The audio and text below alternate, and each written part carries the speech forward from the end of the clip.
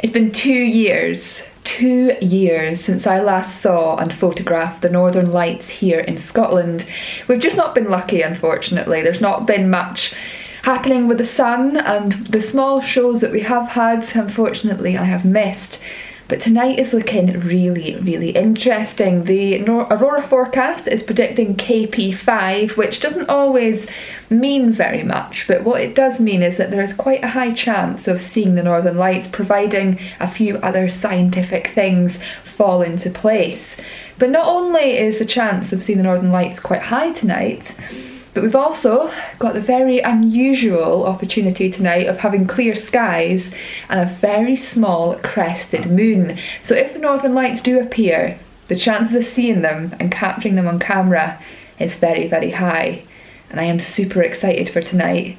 And of course, I'm going to take you guys all out with me, because before I started YouTube, I was heavily into aurora hunting, and we had this stunning, amazing solar activity about 4 or 5 years ago where I was out almost every week following, trying to find and capturing the Northern Lights. But since starting YouTube, the Northern Light activity has been quite low. But tonight, hopefully, that's all going to change, and I'm going to show you the highs and lows of photographing the Northern Lights here in Scotland, and if we see them, just how exciting and stunningly beautiful they are.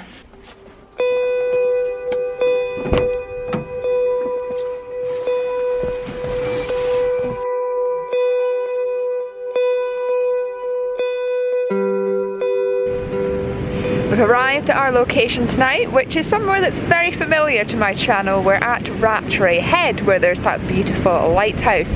And yeah, I've seen not that long down the road there's been quite a lot of sort of very faint aurora activity in some of the villages about an hour's drive from here. So we've just got down here, looking around. You can see a very faint glow on the horizon. So I'm just going to take a few test shots just now, just to allow myself to focus the camera on the stars in the distance, so that if the aurora does really kick off, we've got our focus in the right place and we're ready to shoot it. I was hoping to get an image tonight of the lighthouse with the aurora behind it, but the tide's coming in, and unfortunately the north part of the sky is a little bit too far to the left. But we'll see how things go. Take some test shots now and I'll show you this very faint glow that we've currently got just now. These images probably won't be very good, but these are, like I say, some test shots, and when you are out doing Northern Light photography and everything, it's really good to get out there, scout it out, do some test shots, like I say, just to get yourself used to the dark nights, the dark sky. Totally different type of photography this to landscape photography. It can be quite challenging, and just allow yourself to settle into the scene and get your camera in the right settings.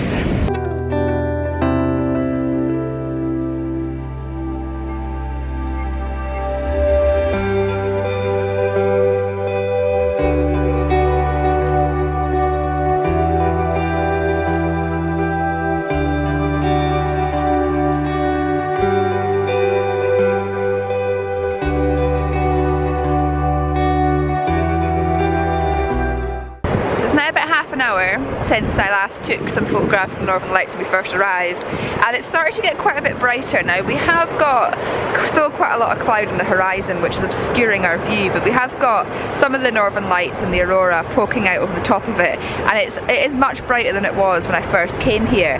We're not getting any exciting pillars, any exciting spikes, and it's still not that obvious to the eye, but we're still seeing it and we're still out there and enjoying it. So I'm going to stay out here for quite a while longer. You've got to when you're doing astrophotography and photographing the Northern Lights, because the conditions and everything can change so quickly. It's all about patience, it's all about waiting around. Make sure you dress up warm, keep yourself nice and cozy when you're out sitting around waiting for things, and hopefully we're going to get some interesting shapes, some interesting colours and some interesting movements. But if not, I've still captured the Northern Lights tonight, and I'm going to show you now the image that I took a minute ago, where you can just see that it's that little bit more brighter.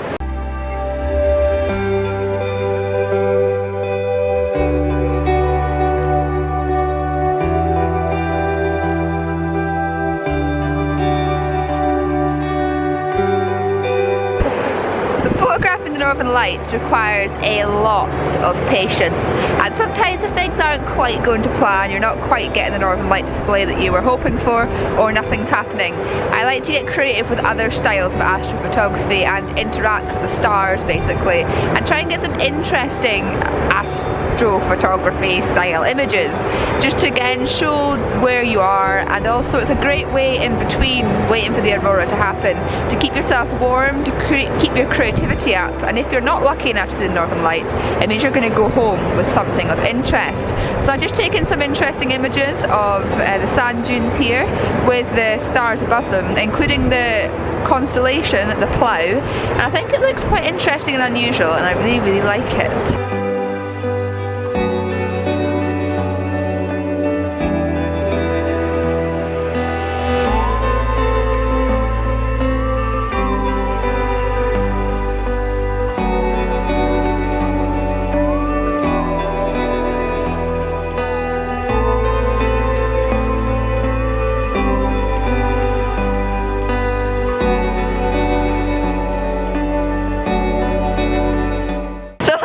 There's a lot of patience involved in this type of photography, and yeah, we're just waiting around for things to see if it kicks off anymore. I just had a look online and the graphs show that there's a really good chance of things kicking off pretty well in the next half an hour.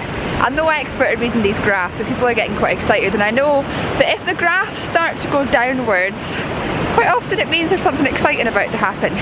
So we're walking along the beach now. I'm trying so hard to try and find a vantage point that's going to allow me to get the aurora with the lighthouse. I don't think it's going to happen because the tide's in, but we've got to try, so that in half an hour, if things do kick off, I might just get an interesting photograph of the stunning lighthouse with the aurora behind it. So fingers crossed for that.